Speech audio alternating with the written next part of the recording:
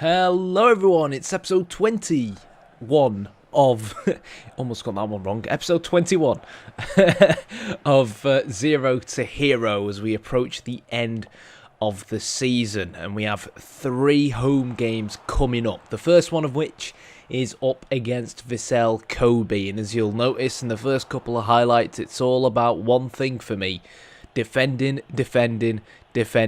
And unfortunately, I did it quite poorly, which led to David Villa getting the first goal of the game. Now, we beat Vissel Kobe early on in the season, if I remember correctly, or it may have been in the Emperor Cup, I can't remember. So they'll be, full on out for revenge here. Yeah, we're 1-0 down already. 28th minute, Villa is played in, and he makes sure we're also 2-0 down already. With an interesting celebration there, pointing to his ear, wanting to hear the away fans, I guess. So yeah, about those home games where we want to do well. Not the best of starts, is it? Even though poor starts has rather become synonymous with us here at V-Varen Nagasaki, hasn't it? Anyways, 40th minute, pass inside from me. Marilla lobs it towards Suzuki, and Suzuki should have really at least hit the target from there and forced a save out of the goalkeeper. It was never easy, on the volley, but I mean, come on, that miss looked more difficult than it will have been to hit the target. And some poor goalkeeping just before the half-time whistle ensured that we weren't 1-0 down, we weren't 2-0 down, but 3-0 down at half-time. I mean, you look at that highlight there were 3 defenders and a goalkeeper. None of them could deal with that simple ball into the box. I mean, what am I meant to do as a right midfielder other than facepalm every time I see that? Anyways, 65th minute, it was a nice pass from me towards the central striker, but he wasn't able to finish it in the end. Another good save came out from the Vissel Kobe goalkeeper.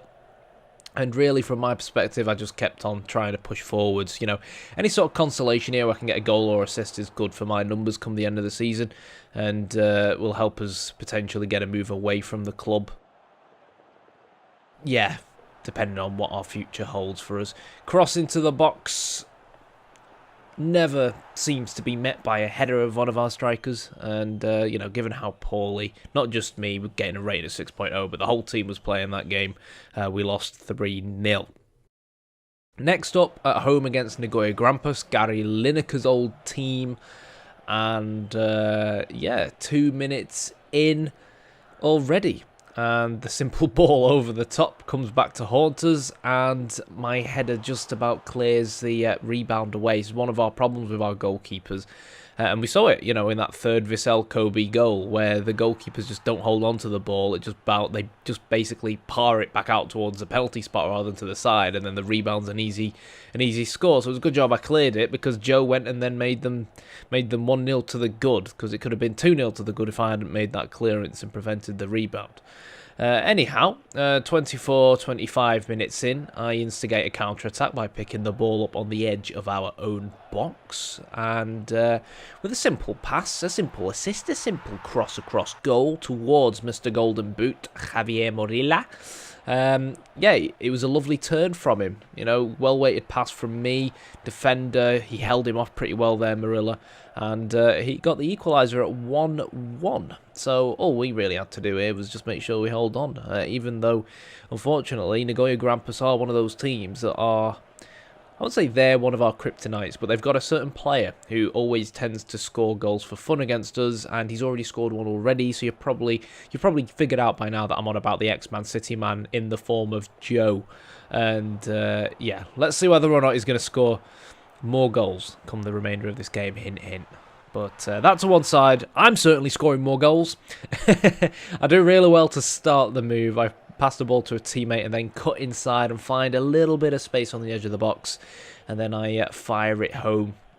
This was a really good pass from me, just lobbed it over the 2 defenders, and I don't know how our player managed to hit the post from there, and they went up the other end and scored, and it was our kryptonite, Joe.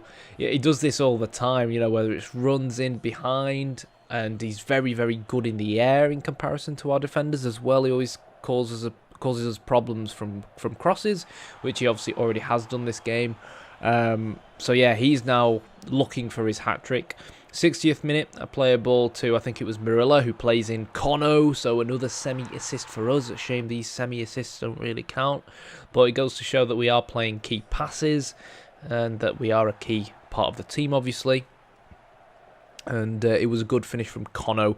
I mentioned in the last episode that he's really stepped things up, you know, coming to this last final third or final half of the season. I can't remember which one, really, to be honest. I'm not quite sure whereabouts in the season we are. But anyways, we scored, and then they scored straight from the kickoff, as you saw, and that secured Joe his hat-trick. So, yeah.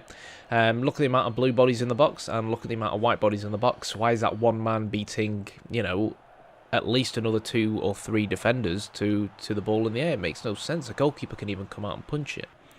Anyhow, there's the good old front post run from me, and it goes wide with my left foot. Decide to do it again, and I decide to score again. Easy tap-in for me, but again, it's all about the movement. I mentioned about 3 or 4 episodes ago that this kind of movement was something I found is quite effective, because when I'm on the right-hand side and I make that run across goal, defenders at this level find it very hard to stick with me and pick me up. So that then put us 4-3 up, and with 9 minutes to go, we somehow figure out a way to score an own goal. Now, I think credit where it's due to Joe, he played a big part in that. I'm not quite sure why it's come down as an own goal. I guess our defender must have got the final touch on it. But why is our goalkeeper being beat at his near post like that? You know what I mean?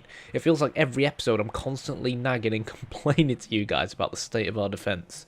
Anyhow, not the best result for us. Scored 4, which is good, but conceded 4, which isn't that good. But we got a rating of 9.0, and because Joe obviously got a hat-trick, he then got man of the match. So another match where we get a 9.0 rating and not the man of the match award. Kind of annoying. 8 minutes in, I'm through on goal. I probably should have pulled the trigger a little bit earlier, and the chance went to waste. Nice footwork from me, just cutting inside, but it was a good interception in the end by one of the Vijalta Sendai players, who we are going to be playing, by the way, in the final of the Emperor's Cup. So this was kind of a preview of what's to come. And in terms of a preview of what's to come, bar these, you know, couple of chances you guys are going to see, there wasn't that much in it. Both teams were kind of poor defensively and making a lot of chances going forwards, but no one was really clinical enough when it came to finishing. And that kind of shot from the edge of the box from me sums it up. You know, it's like a relatively decent half chance, but it wasn't really a clear-cut chance. Neither of the two teams were really creating any clear-cut chances. Anyhow, talking about clear-cut chances, Vijalta Sendai eventually made one. I tried fouling the player to no avail, and yeah, then their striker scored, and their captain, rather, scored this chance. Again, questions have to be asked of our goalkeeper. It just feels like our goalkeeper, he didn't even look like he jumped for that. Like, his feet didn't even leave the ground. Nice footwork from me to cut inside. See you later, number 7. Shoot from a distance, and we tried to create another goal-scoring opportunity there. I was kind of frustrated by this one. I remember this one well, actually. I'm getting Vietnam flashbacks. So there was a foul in the box, apparently. Otherwise, I would have been clear to, you know, pull the trigger on that shot, and I would have scored.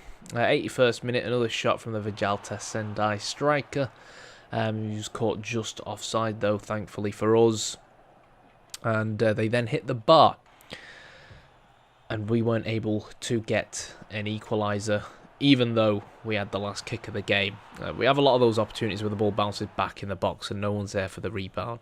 Our final rating was 6.0, not brilliant. We lost 1-0, but we are 13th in the table. We're 5 points off the bottom 2, and we only managed 1 point from 9 in this episode. So still dodgy for us. We could still sink into that relegation zone. Do you think we will? Let me know what you think in the comments below. And as always, thanks for watching.